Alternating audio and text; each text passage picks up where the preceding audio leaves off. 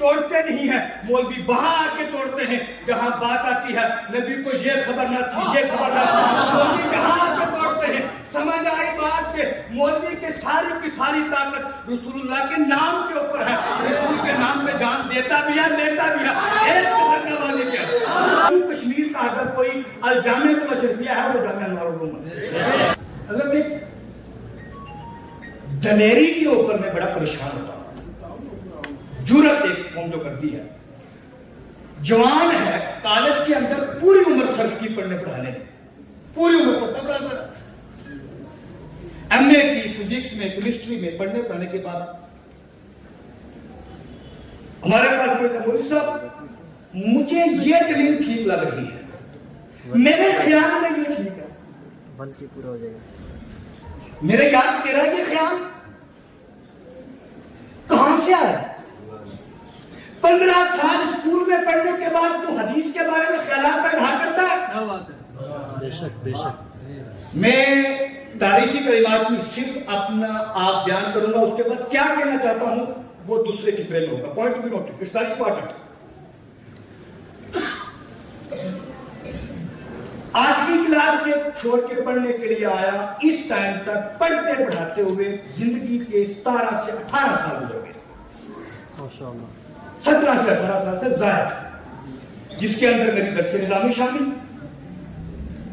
اپنی کام علمی کے مطابق جیسے بھی فتویٰ نویسی بھی شامل اور درس نظامی کی تدریس بھی شامل۔ میں آج بھی کسی شافعی و مسلک کے عظیم عالم کے سامنے بحث کرنے کے لیے تیار نہیں ہوں۔ میری اتنی جسارت، کمال کی بات، جناب مجھے لگتا ہے یہ دلیل درست ہے۔ میں نے کہا میرے یار بیٹھ، امام شافعی کہتے ہیں وضو کے 6 فرض ہیں، تیرا کیا خیال ہے؟ کیا دلیل کیا ہے؟ میں نے کہا 4 فرض تو ادھر سے ہیں، کہتے ہیں انما الاعمال بالنیات، بڑی اہم بات ہے، یہ بھی فرض ہو گیا، 5 ہے، ترتیب بھی فرض ہے۔ تو میں نے کہا یار کیسے لگی آپ کو دلیل؟ کہا بہت مضبوط ہے۔ میں نے کہا یہ درست ہے؟ کہا بالکل درست ہے۔ میں نے کہا تیرے لیے بالکل درست ہوگی، بات ختم ہو گئی، اب کیا کرنا چاہیے؟ کیا کرنا چاہیے؟ وضو کے فرض کتنے ہونے چاہیے؟ کہا 6 ہونے چاہیے۔ میں نے کہا بس ہوا نکل گئی۔ میں نے کہا وہ ادھر پلٹ کے جائے امام اعظم ابو حنیفہ کے پاس۔ امام اعظم کہتے ہیں نا قرآن ہے کتاب اللہ، کتاب اللہ کے اوپر حدیث رسول سے زیادتی کرنا جائز ہے۔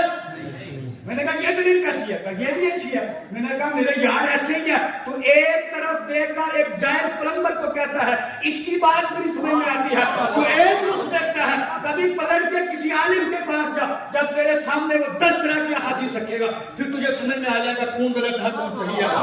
میں نے کہا یہ ایک چھوٹی سی مثال تھی، تھوڑا اور آگے بڑھ، تھوڑا اور آگے بڑھ۔ میں نے کہا میرے یار تیرا کیا خیال ہے؟ تو کہتا ہے تفرقے بازی ہو گئی، مولوی بڑے بکھر گئے، بڑے حالات خراب ہو گئے۔ میں نے کہا پہلا سوال میرا یہ ہے، جموں کشمیر کے اندر سے 370 ختم ہو گیا، میں نے کہا بتا محبوبہ مفتی کسی مولوی کے ساتھ کیا ریلیشن تھا؟ یہ اس نے ختم کیا؟ کہا نہیں۔ سنی، وہابی، شیعہ، دیوبندی؟ کہا نہیں۔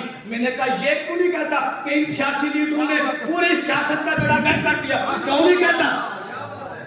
جہاں 5 لڑکے بیٹھے ہوئے کالج کے بیٹھ گئے، مولویوں نے بڑا پریشان کیا۔ کیا پریشان کیا پتہ مولوی نے تجھے؟ اور کیا پریشان کر دیا اور کیسے پریشان کیا؟ سیاست کا بیڑا گرک کیا۔ تو ان سیاسی رہنماؤں نے پوری عمر جو بندہ کسی دوسری حکومت کی رکھاتا رہا، وقت آیا تو قوم سے پاسا پلٹ کے پارٹی چینج کر لی۔ تم کہتے ہو ساری غلطی پھر مولوی کی۔ میں نے کہا میرے یار بتا آج تک کس پارٹی کے لیے کسی ایک مرتبہ فکر کے مولوی اکٹھے ہوئے ہوں کہ ہم نے اکٹھے ہو کر اس کو آگے لانا ہے اور اس نے سیاست کا بیڑا گرک کیا؟ تم نے لوگوں کو ڈیوائڈ کیا پہاڑی اور گجر کے نام کے اوپر، تمہیں وہاں فرقہ بندی نظر نہیں آئی، تم نے لوگوں کو ڈیوائڈ کیا انسی اور پی ڈی پی کے چکر میں، ہماری سیاسی پہچان ختم ہو گئی، تمہیں وہاں فرقہ پرستی نظر نہیں آئی۔ میں نے کہا میرے یار سمجھ ہمارے جگر کو دیکھ، بریلی کے تاجدار سے لے کر امام اعظم کی بارگاہ تک چلا جا، امام شافعی کہتے ہیں کہ جناب وضو کے 6 فرض ہیں، 4 سے کام نہیں چلتا، پھر بھی یہ مولوی کیا کرتا ہے؟ اس شافعی المسلک امام کے ہاتھ بھی چومتا ہے، پاؤں بھی چومتا ہے۔ سمجھ آئی بات کہ یہ کوئی مسئلہ نہیں ہے۔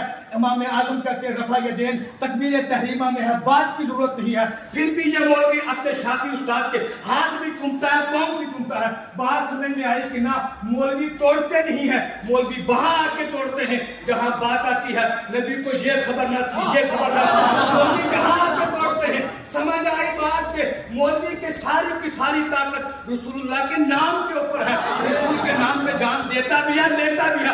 ایک مہربانی والی کیا میں کہتا ہوں وہ اس جملے کو چینج کرے۔ باایمان اور باقرآن میں کئی جگہ تذکرہ کر چکا ہوں کہ اس دور کے اندر جموں کشمیر کا اگر کوئی الجامعۃ الاشرفیہ ہے وہ جامعہ انوار العلوم ہے، اور یقیناً یہ ہے، یہ میرا ایمان کہتا ہے، اللہ کے گھر میں کھڑا ہوں، اللہ پاک ہماری خیر عطا فرمائے۔